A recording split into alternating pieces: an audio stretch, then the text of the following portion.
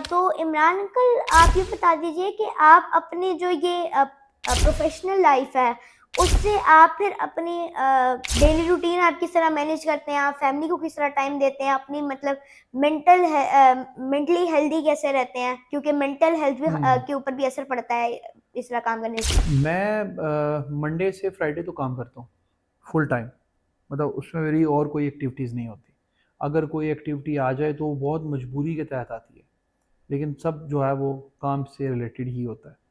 तो मेरी daily routine में ये है कि मैं नॉर्मली सुबह 10 बजे उठता हूँ।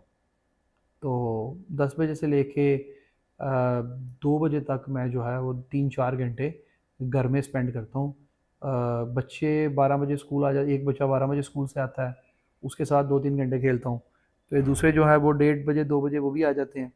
फिर उनके साथ को आधा घंटा घंटा उनके साथ ज़रा गेम खेलते हैं, को प्ले स्टेशन वगैरह खेल लिया।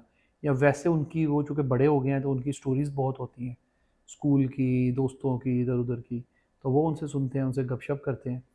फिर मैं ऑफ़िस आ जाता हूँ और ऑफ़िस मेरा जैम पैक्ड होता है। मतलब मैं जब ऑफ़िस आता हूँ तो तब से लेके रात 11 बजे तक, ऑलमोस्ट 12 बजे तक एक एक पैक्ड सिचुएशन होती है, जिसमें बैक टू बैक मीटिंग्स होती हैं ऑफ़िस के अंदर इंटरनल टीम के साथ। हमारा चूँकि यूएस में भी ऑफ़िस है, तो वहाँ की टीम के साथ, फिर क्लाइंट्स के साथ, फिर बहुत सारे पार्टनर्स के साथ, तो बहुत सारी मीटिंग्स होती हैं। वो डेली प्लानिंग होती है। फिर उसके बाद जो वीकेंड होता है हमारा, सैटरडे को मेरा जो दिन होता है वो नाश्ता, हम सब बच्चों के साथ सब नाश्ता करते हैं और फिर पूरा दिन जो है वो नॉर्मली फैमिली के साथ ही गुजरता है। शाम को मैं दोस्तों की तरफ जाता हूँ 2-4 घंटे, और जो मेंटल हेल्थ है वो ये है मेरी, कि दोस्तों के साथ 4-5-6 घंटे बिताने। और वो और मेरे दोस्त जो हैं वो मेरी प्रोफेशनल लाइफ से रिलेटेड नहीं है, वो मेरे इंडस्ट्री से नहीं है। वो वही दोस्त हैं जो बचपन से 10-15-20 साल 25 साल पुराने दोस्त हैं। तो उन्हीं के साथ वो जो मज़ा आता है 5-6 घंटे, और वो बचपना ही होता है हमारा उनके साथ बैठ के। फिर वहाँ से संडे का दिन जो है वो 100% फैमिली के साथ होता है। और शाम को कई बच्चों के साथ बाहर निकल आए और कोई खाना वाना खा लिया, हमने डाइन आउट कर लिया, एंड देन मंडे को फिर वही रूटीन स्टार्ट। तो ये इस तरह चलता है। जी माशाल्लाह इमरान अंकल, थैंक यू। तो अंकल, आपने जिस तरह बताया कि आपका जो स्कूल था वो ओपन था अर्ली लाइफ में, आपकी एजुकेशन लाइफ में, तो उस वक्त क्या आपने मतलब टाट पे भी बैठ के पढ़ा था? टाट मैं आपको बड़ी मज़े की एक बात बताता हूँ। जो हमारा स्कूल था ना, उसमें बेंच और चेयर्स वगैरह तो नहीं थे, डेस्क वगैरह नहीं होते थे। तो सब लोग बच्चे घर में जो अब तो हम बैग्स कहते हैं ना, तब बस्ते होते थे। तो सब लोग अपने बस्ते में जो है वो किताबों के सिवा, देखिए उसमें क्या होता था, किताबें होती थी, कॉपियाँ का कोई कल्चर नहीं था तब, ठीक है। एक रजिस्टर होता था रफ़, साथ में एक जो है वो हमारा होता था स्लेट होती थी, एक तख्ती होती थी, कलम दुआत होती थी, स्लेटियाँ होती थी, और जिसे चॉक्स भी कहते हैं, स्लेटियाँ होती थी। तो ये हमारा स्कूल बैग के अंदर मटेरियल होता था। फिर साथ में एक तोड़ा होता था, जैसे खाद का तोड़ा होता है ना, खाद का आपको जो जो फर्टिलाइज़र ये डालते हैं हम खेतों में,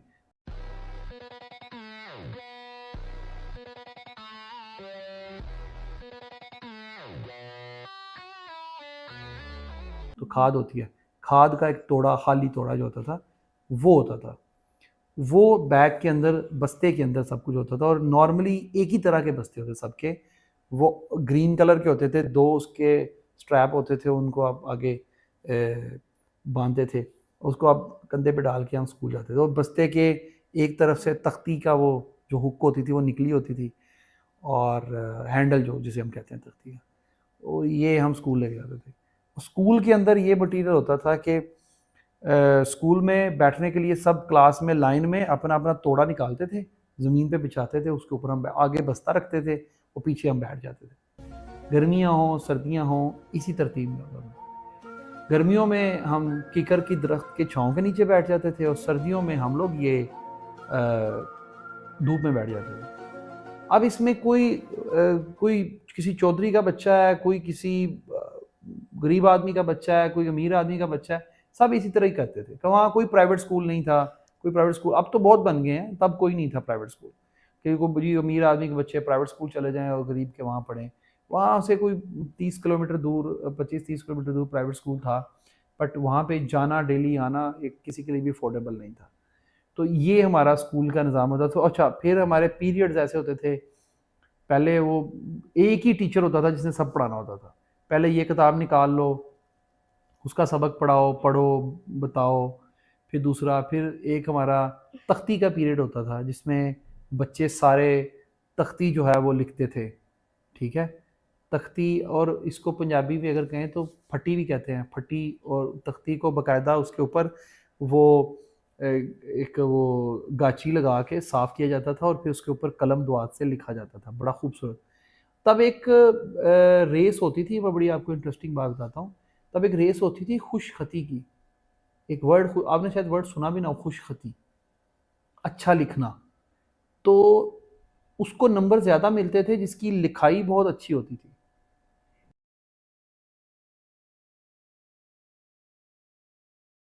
लेकिन तब क्या पता था किसी को कि आगे जाके लिखने वाला पूरा अमल ही ख़त्म हो जाएगा, सब कुछ टाइपिंग पे चला जाएगा।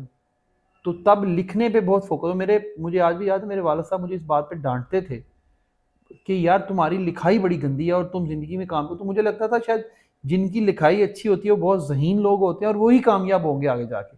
हमारी चूँकि लिखाई अच्छी नहीं है, इसलिए हम कामयाब नहीं होंगे। तब तो ये डायनामिक्स चेंज हो गए पूरे के पूरे। और ये मैं आपको बहुत पुरानी बात नहीं बता रहा, ये मैं 96, 97, 95 की बात बता रहा हूँ, जब हम बहुत छोटे थे स्कूल में। क्योंकि 2003 में मैंने मैट्रिक किया था, तो उसके हिसाब से आप देख लें। तो ये हमारा, और फिर तख्ती लिखने का एक पीरियड था। फिर जो मैथ जो होता था वो हम स्लेट से, एक ब्लैक कलर की स्लेट होती थी जो अब टैब्स जिस तरह के होते हैं, जैसे एप्पल के नहीं आईपैड वगैरह, उस तरह की एक स्लेट होती थी। और वो एक स्लेटी जो चौक होता है उससे हम उसके ऊपर लिखते थे। बाद में एक फॉर्म होता था, उसे साफ कर लेते थे, डस्टर जिसे कहते हैं। तो ये स्कूल की हमारी जर्नी थी। फिर जैसे हम हाई स्कूल में गए तो फिर वहाँ ज़रा उसी तरह के थे जैसे नॉर्मल स्कूल्स में होता है, एक किताबें लेके जाना और पीरियड्स होना और इस तरह।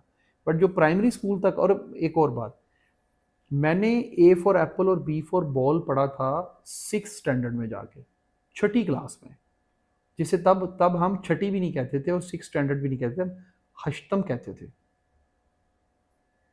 हश्तम ही होता था ना, यही है ना। अब आपको हश्तम नहीं पता होगा, हश्तम क्या कहते हैं। तो छठी क्लास को हश्तम कहा जाता था, 5वीं को पंजम, चौथी को चहारम, सोएम, दोएम, अव्वल, अव्वल, दोएम, सोएम, चहारम, पंजम, हश्तम।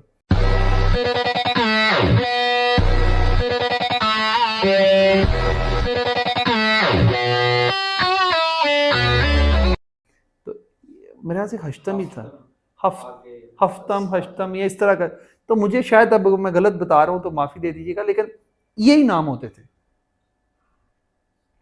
तो ये इस तरह की स्कूल की जर्नी थी।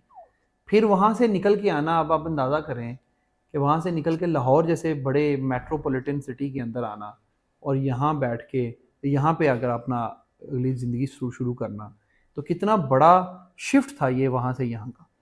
और वो शिफ्ट जो था वो बड़ा चैलेंजिंग था मेरे लिए। लेकिन फिर यह है कि आहिस्ता आहिस्ता वो हम थोड़ा स्ट्रीट स्मार्ट हो गए और चीज़ों को समझना शुरू हो गए, तो फिर जर्नी यहाँ तक पहुँची। तो मैं अक्सर कहता हूँ, ये बात बड़ी अहम है, मैं कहता हूँ कि जहाँ पे लोगों को मौके मिलते हैं अपना रेस स्टार्ट करने के, तो वहाँ से जो अच्छा भागता है वो आगे निकल जाता है, जो थोड़ा स्लो भागता है वो पीछे रह जाता है। मैं कहता हूँ उन लोगों का क्या, कि जो लोगों ने उस रेस के स्टार्टिंग पॉइंट से 100 मीटर पीछे, 100 मीटर की रेस है और हमारे जैसे लोगों ने उस स्टार्टिंग पॉइंट से 100 मीटर पीछे से भागना है। पहले तो वो 100 मीटर कवर करना है उनके बराबर आने में, और फिर उनके साथ भागना है ताकि उनसे आगे निकलने में या उनके साथ सीधे मतलब पैरेलल चलने में। तो हमारे लिए हमेशा जो मुश्किल रहे हैं हालात, हमारे लिए नहीं, जो लाहौर या जो बड़े शहरों से, जो टियर 2 और टियर 3 सिटीज़ से आते हैं लोग, या जो गांव वगैरह से, रूरल से आते हैं, उनके लिए हमेशा बहुत मुश्किल होते हैं हालात,